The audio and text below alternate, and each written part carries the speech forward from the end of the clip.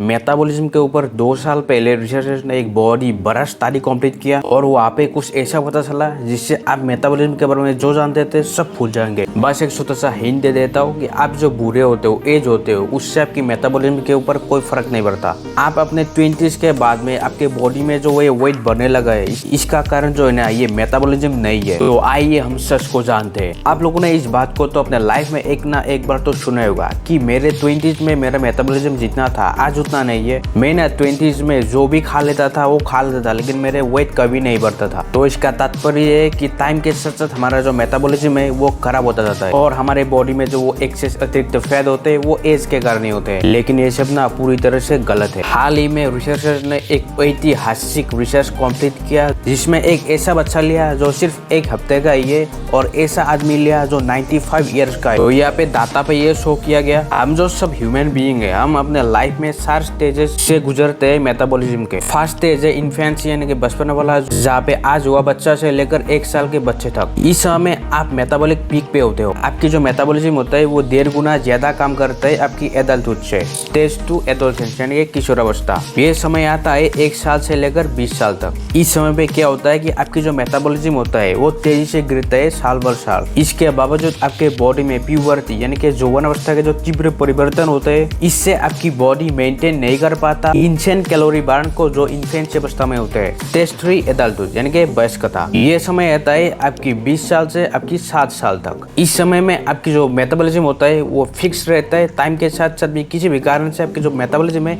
वो बदलता नहीं। आपका दिमाग चकरा गया ना, क्योंकि आज तक आपने जो जाना था वो तो आप खंडन हो गए। यही रीजन है कि आज तक आपने जो भी जाना था मेटाबॉलिज्म के ऊपर वो सब गलत है। इसके ऊपर भी हम बहुत जल्द जाएंगे। स्टेज 4 गोल्डन ईयर्स यानी कि हमारे लाइफ की वो सुनहरे समय, और वो समय आता है 60 ईयर्स से लेकर 95 ईयर्स तक। इस समय में आपकी जो मेटाबॉलिज्म होता है वो थोड़ा थोड़ा समय के साथ साथ कम होने लगता है, हर साल 0.7% के रेट पे। आप अपने 20s में जितनी तेजी से अपनी कैलोरी बर्न कर देते उसके हिसाब से आज भी आप 74% रेट पे आप कैलोरी बर्न कर पाएंगे आज भी, यानी कि उतना भी नहीं कम हुआ है आपका मेटाबॉलिज्म। ये वाइल्ड है ना, पता है मेरे को। और हमारे जो मेटाबॉलिज्म जो गिर रहे हैं इसका कुछ ऐसा एग्जांपल है कि हम पूरी दिन भर बैठे रहते, काम करते रहते और ना हाइपर प्रोसेस्ड फूड खाते। ये भी कारण है कि हमारा जो मेटाबॉलिज्म है वो डिक्रीज हो रहा है। लेकिन आपको मैं एक ऐसा एग्जांपल देने वाला हूँ जो ऐसा कुछ भी नहीं करता और उसका नाम है हज्जा। वो लोग कौन है? वो लोग है एक ऐसा ट्राइब जो आज भी हंटिंग करते, खाना खाते। ये एक ट्राइब है जो तंजानिया में रहते और ये एल्गू जो उन्हीं में से एक है। 2 सेकंड के लिए रुक जाओ और आपको बताना है कि उसका एज कितना है। बता पाएंगे कितना है? आप कमेंट में बता सकते हैं यार, अपने माइंड में रखें। मैं इसका रियल एज आपको कुछ समय बाद बताऊंगा। आपकी जो मिड लाइफ गट है वो एज के कारण नहीं होता, ये सिर्फ एक एक्सक्यूज है। इसका ना कोई वैलिड रीजन भी नहीं है कि मेरे उम्र के कारण ऐसा हुआ है। ये सब कुछ बकवास है। आपकी जो लाइफस्टाइल चॉइसेस है यही उसका मेन रीजन है कि आपको मेटाबॉलिज्म बॉडी कम हो गया है, जिसके कारण आप अपने बॉडी में फैट बढ़ा रहे, हर साल कई किलो वेट अपने बॉडी में धो रहे हैं। ऐसा क्यों हो रहा है आपको बॉडी जल्दी पता चलेगा। हमारे एडल्टहुड में हम 3 चीजें करते। हम फिजिकली बॉडी कम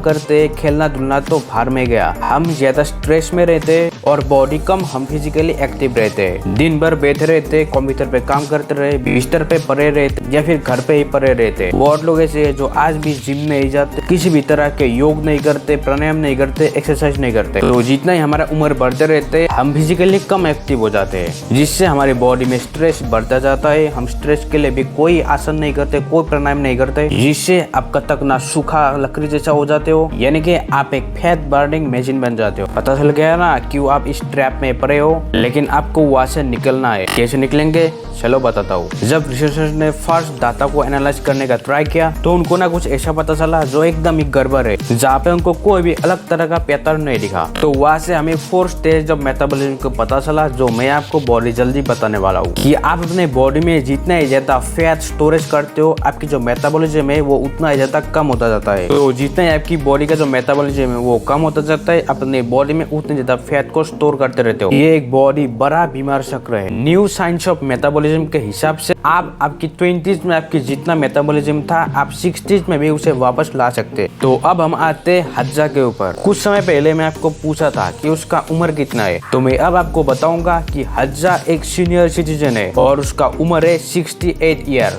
जब वो पिक्चर क्लिक किया गया था उस टाइम पे ना वो हंटिंग के लिए निकला था, उसको एक पेड़ पे चढ़ना था और वहां से को हानि निकलना था। इसमें ना कोई शक नहीं है कि आप भी हज्जा जैसा बन सकते हैं, लेकिन सही लाइफस्टाइल चॉइस को अपना के ऐसा आप इस तरह से कर सकते हैं। आपको शुगर को जितना हो सके उतना अवॉइड करना है। अगर आप अल्कोहल पीते थे तो उसको क्विट कर दे। आपको हर दिन 10,000 स्टेप वॉक करना है। आपको अपने आहार में प्रोटीन को ऐड करना है। आपको हर दिन 10 मिनट सनलाइट को लेना है। आपको हर दिन 7 से 8 घंटा सोना है। आपके आहार के 80% होल फूड होना चाहिए। आपको हर दिन मेडिटेट करना है ताकि आपकी जो स्ट्रेस है वो कम हो। आपको हर सप्ताह 3 या 4 दिन आपको जिम जाकर वेट लिफ्टिंग करना है। आपको फर्मेंटेड फूड्स और वेजेस पीना है। साथ ही साथ आप एप्पल साइडर विनेगर भी पिए। इस पृथ्वी पर अप्रोक्सीमेटली 2 बिलियन ऐसे लोग हैं जो मेटाबॉलिक सिंड्रोम से पीड़ित है, यानी कि उनका जो मेटाबॉलिज्म है वो पूरी तरह से डैमेज हो गया है, जिससे उनके बॉडी में डायबिटीज होने की, हार्ट की बीमारी होने की और कई तरह की कैंसर होने की जो रिस्क है वो बहुत ज्यादा बढ़ गया है। और मुझे ये पता है कि आप उनमें से नहीं बनना चाहेंगे। तो इस वीडियो में मैंने जो भी बताया उसे सीरियसली ले